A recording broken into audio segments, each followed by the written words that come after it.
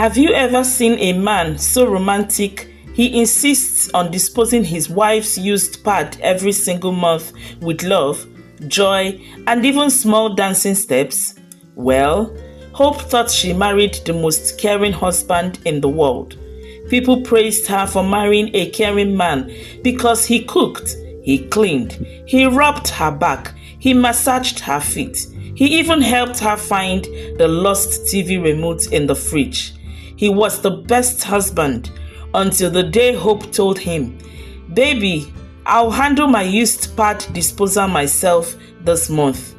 And then World War III broke out in their house. What was really hiding behind Monday's sweet smile and used pad disposal mission? And does it have anything to do with their 5 years of childlessness? Find out how one shocking visit to Hope's friend's house opened her eyes and left her shocked to her bone marrow. Hope had always believed her prayers had been answered the day she met Monday, a tall, fine man with a jawline sharp enough to slice okra and a smile that could confuse a born-again sister. He was charming, kind, generous, and rich. Not just ordinary rich, container and warehouse kind of rich. Women used to gather like ants whenever he entered a room, but he only had eyes for Hope. And the real shocker, Monday helped his wife, Hope, throw away her used menstrual pads. Yes, you heard right. Not once, not twice. It became his regular duty, and he did it with the dedication of someone collecting salary for it. "Hope, baby, where's the nylon bag? Let me help you dispose your pad," Monday would say with a grin wider than a birthday cake. At first, Hope was confused. She even tried to stop him. Monday, this one is too much now. You are my husband, not my maid. Leave that one for me. It's girl's business." But Monday would shake his head and reply, "Sweetheart, this is what love means. I used to help my sisters do it back in the day. It's not a big deal. You are my queen. What is pad disposal between soulmates?" Hope would blush until her cheeks turned tomato red. She felt special, loved, spoiled. Her friends envied her. They called her husband Monday the multitasker. Monday didn't just buy her gifts and spoil her with money. He would cook egusi soup on Saturday morning, wash her bras and pants on Sunday, even when the washing machine was there, and then collect her used pad like he was picking up gold. When Hope, his wife, objects, he would come up with excuses like, "My honey pie, these things I do for you are the things ladies are shy about and don't want their men to see. But I don't want you to ever feel like that or be ashamed of me seeing your used pad. That's why I took it upon myself to be doing it for you, so that you know that I accept you and everything about you. I can even help you change your pad if you like. I just want you to relax and be very free with me, my darling." Monday paid so much attention to his wife that the neighbors were whispering words like, "Hope has used jazz on this man. How can a rich and handsome man like this be treating her like a princess when she's not even a president's or governor's daughter for that matter?" But Hope was too busy glowing to care. However, there was one person who wasn't clapping. Eunice, Hope's childhood friend and certified human lie detector. One afternoon, Hope was at Eunice's house, sipping cold Fanta and bragging. "See, Eunice, my husband is the best. No pressure, no insults, no shouting, even though I'm yet to give him a child. Do you know that even when I'm on my period, he helps me throw away my pad?" The Fanta Eunice was drinking almost flew out of her nose. "Wait, pad, as in used pad?" Hope nodded proudly. Yes, now. He even double wraps it like meat pie. Eunice's face changed like PHCN voltage. Her brows folded like puff-puff that refused to rise. Hope, she said slowly, placing the Fanta bottle down like a time bomb. Are you sure this your husband is not collecting something more than pad? Hope laughed. What are you saying? Monday is an angel. There is no man like him on this earth. I know you are surprised that he would stoop to do such a thing for me, but my husband is really like no other guy out there. But Eunice was not laughing. She leaned forward and whispered, Something is off, Hope. Very, very off. No man throws a used pad like that for 5 years and still smiles like a biscuit seller. Hope's smile faded. She blinked. So, what are you trying to say? Eunice crossed her arms and replied, Let's test him. On your next period, don't let him touch that pad. Hide it, lock it, block it, and watch what happens next. Hope's heart skipped like someone who missed a step on a staircase. Was it possible?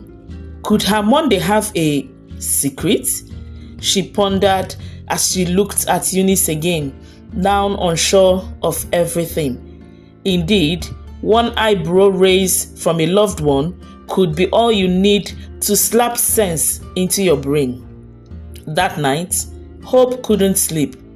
She stared at the ceiling, tossing left and right like jollof rice in a hot pot. Monday was busy, snoring loudly beside her like someone who swallowed a trumpet. Her mind kept replaying Eunice's voice. Let him not see the pad next month. If he's truly innocent, he will just say, okay. But if not, you will see drama that even African magic cannot act. The next morning, Monday woke up before her as usual. He danced into the kitchen, singing, My baby, my sugar banana. How was your night? Hope forced a smile and said, It was nice. Thanks for asking. She watched him carefully. Same smile, same affection, same Mr. Perfect energy. But now, her eyes were sharp like security torchlights. That week, she began noticing things she had ignored before.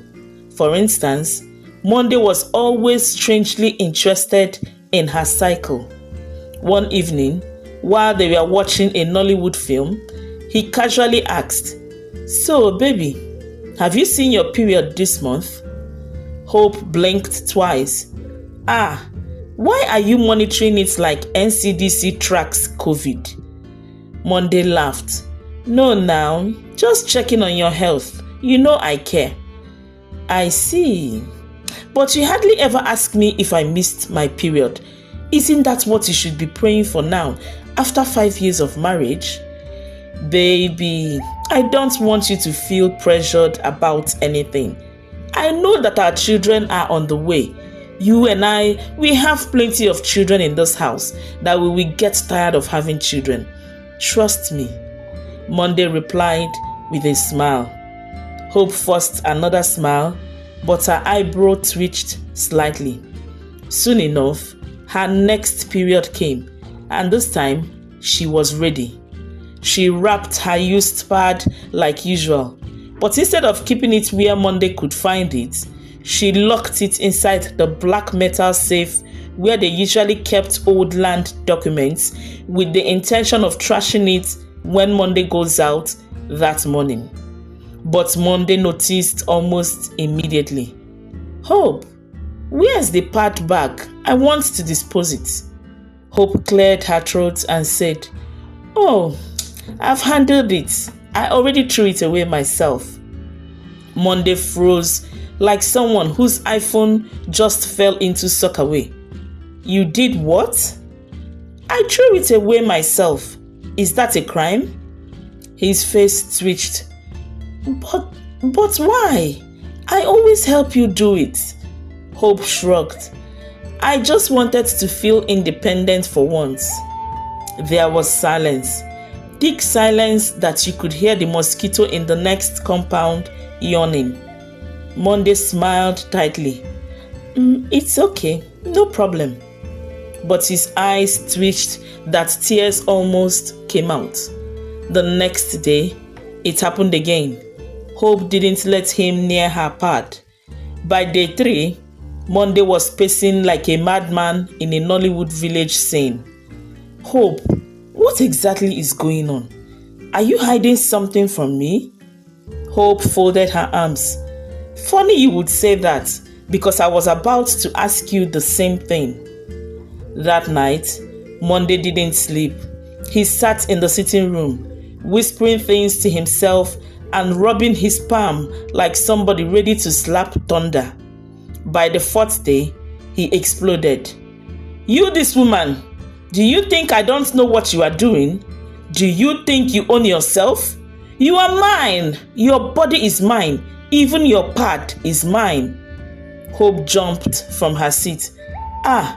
Monday, my own pad. Are you okay? You don't know the meaning of submission. You can't obey simple instruction like giving me your pad to dispose of myself.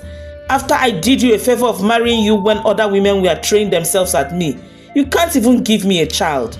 And your parents are feeding from my hand. Who will marry you if I leave you? Hope's eyes widened.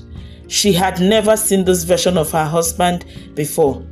This wasn't Monday, the loving and caring husband. This was definitely not Monday, the multitasker.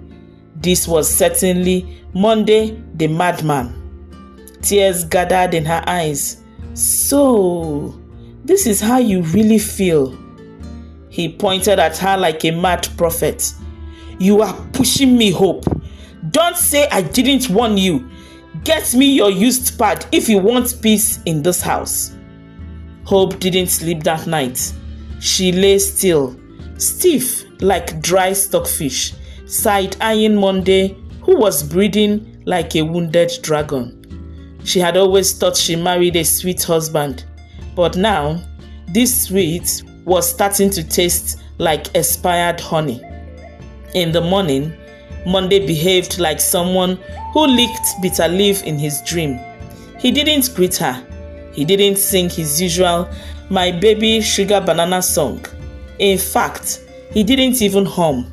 He just dragged his trousers, wore his slippers angrily, and walked around the house like a generator that refused to start. Hope walked into the kitchen and intentionally moved 2 pots around. "Good morning," she said. Monday hissed louder than onions poured inside hot oil.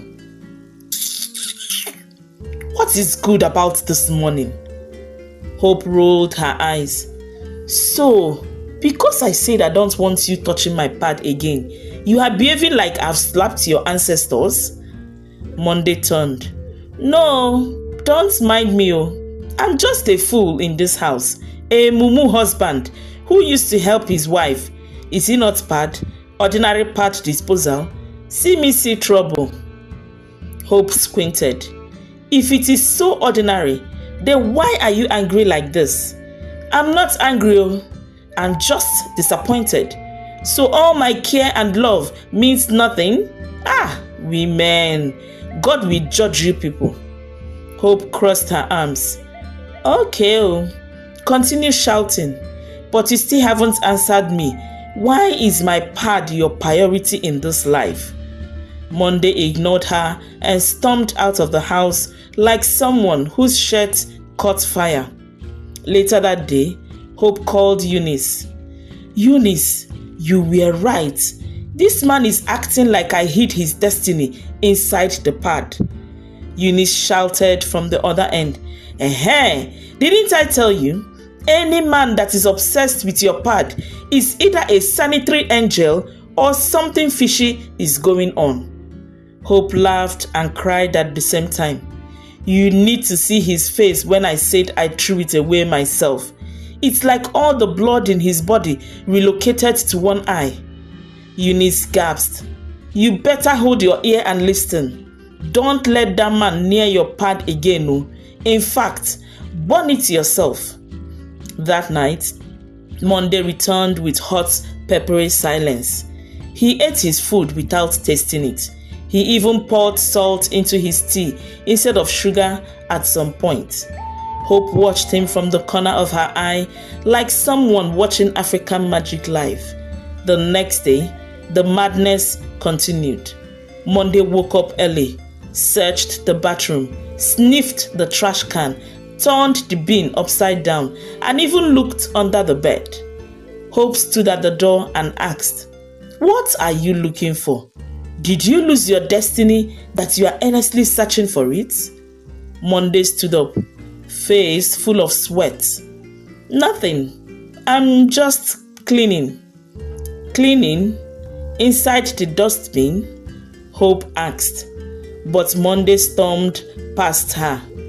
That week, they fought more than WWE wrestlers. Monday started raising his voice, banging tables, and behaving like a Nollywood villain. One evening, he finally exploded. "I've had enough of this. You don't respect me anymore. You think you can challenge me in my own house? Woman, you are mine." Hope clapped slowly. "Really? Including my used pad? You are nothing without me," Monday yelled, veins dancing on his neck. "Where will you go? Your parents eat my money like suya. Nobody will take you seriously if I leave you." Hope's face changed. Calmly, she replied, "So you think because you have money and carry my pad like a superhero, you can own me?" "I made you!" Monday screamed. "Then you better come and collect your receipt," she snapped. That night, Hope packed a small bag, just clothes, some money, and her pad, because if Monday wanted it so bad, he wasn't going to get it again. She left very early the next morning to her parents' house before Monday woke up. Her parents cried, begged, and even tried to guilt-trip her. But Hope had already crossed the Red Sea. She told them, "If you people want to keep collecting Monday's money, better go and marry him yourselves. But for me, I am not going to be used for what I don't know, or worse still, money ritual." "Money what? No, if it has reached that extent, then no. Let him keep his money. He did not give birth to you. We did. And his right as your husband does not mean that he can take your life or stop you from having the children you so desire," her father said. The morning Hope left the house, Monday didn't notice at first. He was too busy boiling water in the kitchen and thinking of how he was going to use another approach to convince Hope into giving him the parts. He even hummed the Sweet Mother song like a clown at a baby dedication. But when he checked the bathroom thinking she was there and didn't see her, he knew something was wrong. "Hope," he said quietly at first. Silence. He dashed into the bedroom. Her wardrobe was open, her clothes gone, her pink slippers missing. Even her big hair net that looked like a mosquito net was gone. "Hope!" he screamed. Still nothing. He ran to the front door and found it open. His hands began to shake. He checked his phone and saw one text message from Hope that read, "I'm not your pad provider or spiritual ATM. Don't call me. Don't come for me. Bye-bye forever." Monday sat on the floor and screamed like someone who just stepped on hot charcoal. "No!" He ran to his car and drove straight to Hope's parents' house. When he got there, Mama Hope was frying beans cake, akara, by her gate. "Good morning, Mommy," he said, trying to smile. Mama Hope eyed him. "What is good about this morning, Mr. Pad Collector?" "Please, "Where is my wife?" he asked. "Which one? The one you were shouting out like a goat?" "She's not here." Just then, Papa Hope came out holding a newspaper. "Ah, Monday, the ritual husband. How market now?" Monday raised his hands. "Papa, it's not what you think." "Do I look like I think?" Papa Hope snapped. "Your wife came crying to us, and we told her to run before you use her blood to service your destiny again." "Papa, please. It's just pad now, nothing else," Monday said. Mama Hope screamed. You have confessed. You want to finish our daughter and her unborn children so that your company will grow bigger, right?" Monday started sweating like a thief in a courtroom. No, I was only helping fire you there," Papa Hope shouted. "Oya, leave this compound before I carry cutlass." On hearing cutlass, Monday turned and ran like someone being chased by a masquerade. That week, things started spoiling. First, his big contract with one oil company fell through. Then his warehouse in Ikeja caught fire. The next day, his second warehouse in Aba also burned. On the third day, his container carrying his imported goods from abroad sank in the middle of the Atlantic Ocean. The shipping company called him and just said, "Sir, we are sorry. Everything is gone." By the end of the week, someone set him up with the EFCC and all his cars were seized. Monday became broke. He couldn't even afford to buy a meal from a roadside booker. He sat in his empty mansion with the lights off, crying into his hand like a confused goat. "Where did I go wrong?" he whispered. "I just wanted to be rich and helpful. Is it a crime to dispose pad?" His phone rang. It was his ritual Baba. "Hello," Monday said with a tired and fearful voice. "Why did you not deliver your wife's pad again?" The Baba snapped. "You think we are joking? It's like you think the warehouse burning and your goods sinking in the high sea were mere dreams? If you do not get us your wife's used pad in the next 5 days, that empty house you are occupying will burn to the ground," the Baba said. "Ah, Baba, please don't do this to me. I have pleaded with you to allow me look for someone else's used pad, but you insisted it must be from my wife. As I'm talking to you, my wife is no longer with me, and I don't even know where she is. Please give me another option, I beg you," Monday pleaded. "When you came to us for wealth, did you think it would be easy? You pledged the life of your unborn children, and you did that with your wife's pad. You cannot make a promise and fail. The brotherhood is not for the faint-hearted. You must finish what you started, or else you will go back to nothing," the Baba said and ended the call. Monday collapsed on the cold tiled floor and began to cry like a goat that lost its twin. Meanwhile, Hope had moved on. She had moved in with Eunice, her friend, who now doubled as her personal hype woman. "Hope, you are just glowing.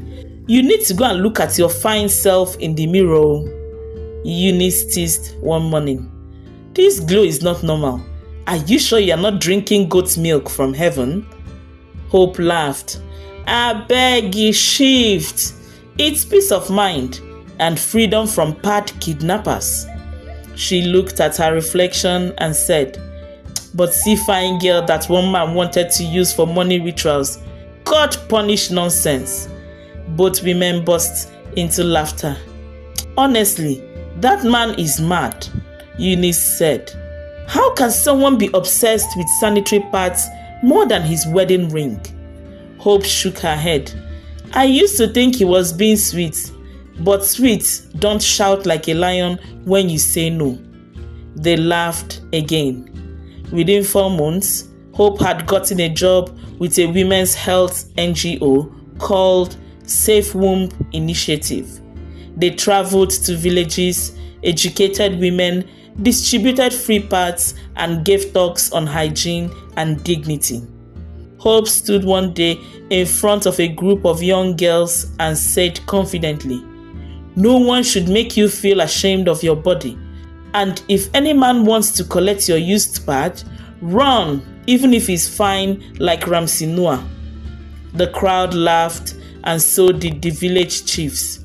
Meanwhile, on the other side of life, Monday was roasting like pepper under dry sun. His mansion, it burned down like the Baba told him. His phone screen was cracked. The screen showed only one thing: SIM not registered, just like his destiny. He was now squatting in his friend Wene's boys' quarters, eating boiled cassava without salt and watching black and white TV that only showed Indian movies without subtitles. One night, Wene came home and found Monday lying on the floor watching ceiling fan blades spin slowly. "My guy, what's this one now?" Wene asked. "Nothing, my brother. I am just meditating," Monday replied. "On the floor?" Wene asked again.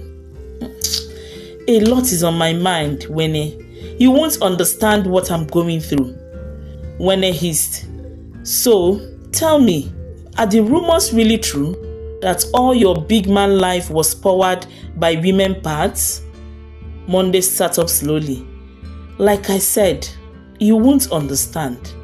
When I was doing my small business, I was happy. I was grateful for the little I had and was believing that one day things will be better. It was my neighbor, Bart, that asked me to join him to his big men meeting so that he will connect me to men that matter. I didn't know that it was a secret cult where they performed ritual for money. At first, they made me very rich without requesting for anything from me. I was happy. I was spending money, giving out money. Everybody loved me. I acquired a lot of cars, built my mansion, and invested heavily in my business. Life was good.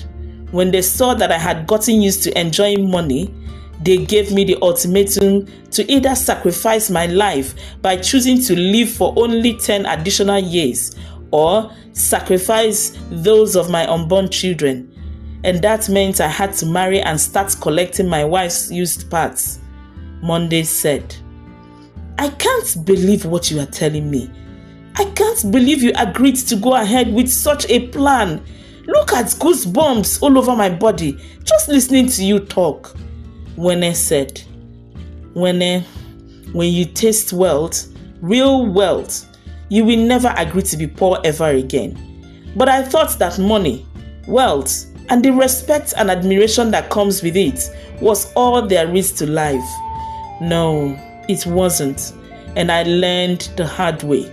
I was in money, but I cried in secret, knowing that I will never father a child, and that someone's child has to suffer with me for what I brought upon myself," Monday added.